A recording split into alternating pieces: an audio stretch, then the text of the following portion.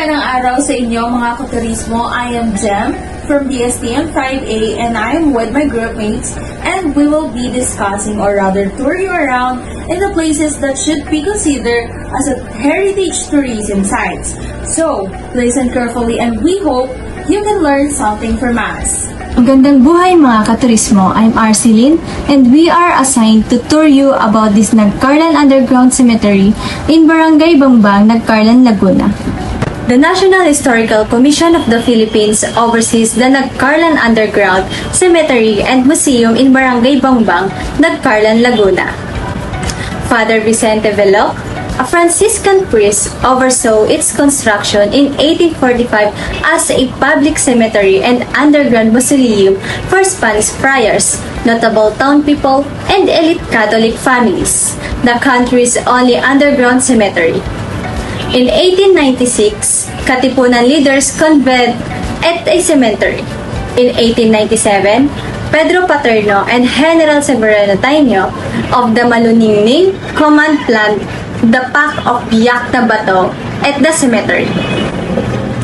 It sheltered Filipino leaders during the Philippine-American War and World War II guerrillas. Presidential Decree 260 dated August 1, 1973, with changes by Administrative Order 1505 dated June 11, 1978, designated the Nagcarlan Underground Cemetery a National Historical Landmark. The cemetery was closed after the announcement. The memorial was unveiled on October 24, 1981, after it was renovated. The earliest tomb is from 1886, and the last was in 1982 when it was proclaimed a National Historical Landmark. May I call on Miss Coleen to give you some information about this heritage site? Exploring Nagcarlan Underground Cemetery is like being transported back in time.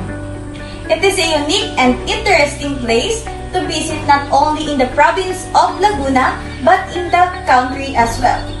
It's good to see how the entire location is being preserved as it is.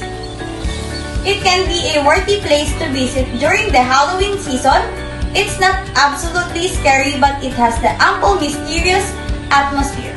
If you like all yet remarkable architecture, Nagcarlan Underground Cemetery will definitely not disappoint.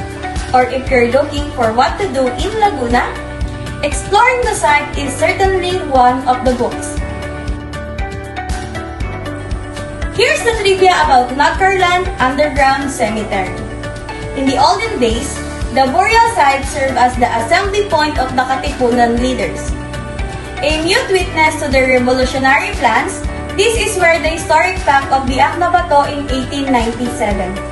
It was conceptualized by Pedro Paterno and General Severino Taino. It is also served as refuge of Filipino patriots during the Philippine-American War, where they prepare their battle plans. Nevertheless, its importance doesn't end there. It is also functioned as the hideout of the guerrillas during World War II. You can tell that the cemetery has witnessed a lot of historical events over the years. The Nagcarlan Underground Cemetery is really a place of the past and must be preserved due to its national importance and significance to our country's history. The place will really educate the youth about how we Filipinos fought and obtained our independence. Our predecessors give their lives for our freedom and it is a humble place to appreciate that. The National Shrine of La Virgen Divina Pastora, known canonically as the Three Kings Parish, is a shrine in Gapan City in the Philippines that was founded in 1589. It is one of the oldest Roman Catholic churches, the oldest and the biggest colonial church in Nueva Ecija. The church has been a pilgrimage site for two patron saints of Gapan and also of Nueva Ecija, the Three Kings and the Divina Pastora. In April 26, 1986, The Catholic Bishops' Conference of the Philippines declared the church as a national shrine.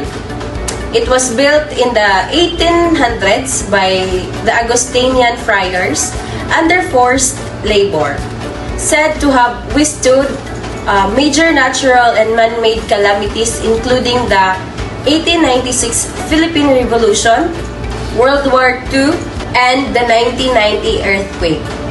When the statue of Virgin Divina Pastora was moved to Gapan, Nueva Ecija, a lot of miracles happened that influenced all the people in Gapan during the colonization of Spaniards.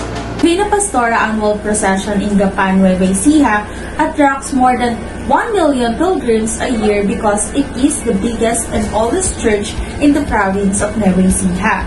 There are things that you can do around the National Shrine of La Virgen Divina Pastora Church, like visiting the Three Kings Parish Church for a prayer to La Virgen Divina Pastora, making purchases, buy Japan-made footwears, products, or buy fruits and vegetables at the Meta Products during the Agri-Trade Fair at the public market. And lastly, having your relaxing time at the nearby Gapan Plaza, wherein you can also buy snacks and beverages to take in at the plaza. In considering the destination as a heritage tourism site, it should be first, of course, it was marked and registered in the NHCP or the National Historical Commission of the Philippines. Aside from that, the place itself should have a outstanding universal value that, according to UNESCO, it is a cultural and or natural significance which is so exceptional as to transcend national boundaries and has a unique importance for present and future generations of all humanity.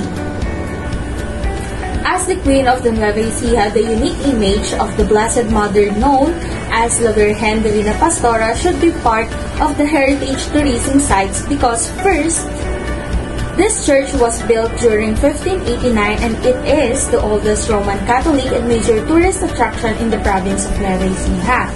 And the CBC of the Philippines declared the church as the national shrine.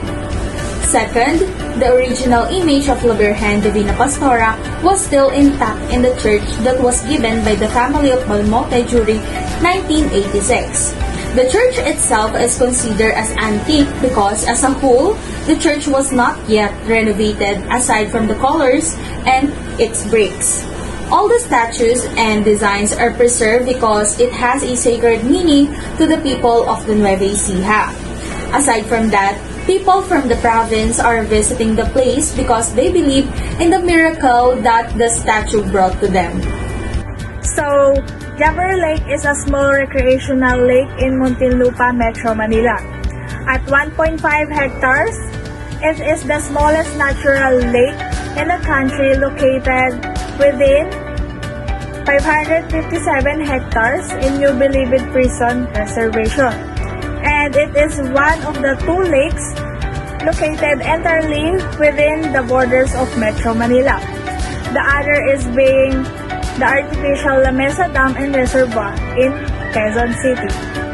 So, I will tell you about history of Jumper Lake, where very little is known about the lake's origin other than the presence of a small replica of the Statue of Liberty that once stood in the middle of the lake in 1940s. With the transfer of inmates from Old Bilibid Prison in Santa Cruz, Manila, to this new facility in 1941. So the land surrounding the lake served as the prison's food production area. So the early inmates from the Caldera Administrative Region or CAR helped develop the area by building terraces along the lake's shoreline, reminiscence of the rice terraces in their native Ifugao. And the lake also figured during World War II, and it was near where the first regular masses were held in 1950s, before a permanent chapel to Our Lady of Mercy was built to serve prison employees and inmates. In 1955, The Statue of Liberty replica was replaced by that of Lady Justice, designed by a former Bureau of Correction officer Moses Saunar. And lastly, the lake was declared as a cultural and historical wealth by the local government and was placed under the jurisdiction and management of the Muntinlupa Cultural Affairs Office and Tourism Council in 1999. Jamboree Lake is the smallest lake in the Philippines. It is located at Insular Prison Road, NBP Reservation Compound, Barangay Poblacion, 1770 Muntinlupa City. The NBP compound is not just an area for hardcore criminals, it is also home to a park, several historic sites, schools, and a housing project. Adjacent to the lake is park where one can breathe fresh air, relax, and enjoy a little bit of nature.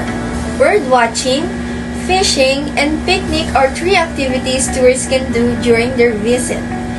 The lake is also a favorite hangout spot for nature lovers as well as ordinary passers by looking for a cool respite from the tropical heat. Why are there so-called heritage sites? It's simple. For having cultural, historical, scientific, or other forms of significance. The site are judged to contain cultural and natural heritage around the world, considered to be of outstanding value to humanity. To be selected as a heritage site must be a somehow unique landmark which is geographically and historically identifiable and has a special cultural or physical significance, just like the Jumbo Lake that is located in Muntinlupa City that should be considered as a heritage tourism site. As a matter of fact, it has a Statue of Liberty that represents the Lady of Justice, was designed by the Bureau of Corrections officer Moses Saunar. Aside from that, this lake was declared as a cultural and historical wealth by the local government, which explained that it should be a part of the heritage tourism site. I sincerely hope that you had a wonderful time on our tour and that the knowledge that we shared with you. In behalf of my group, thank you for watching and listening. Again, I'm Miss Arcelyn, is now signing off.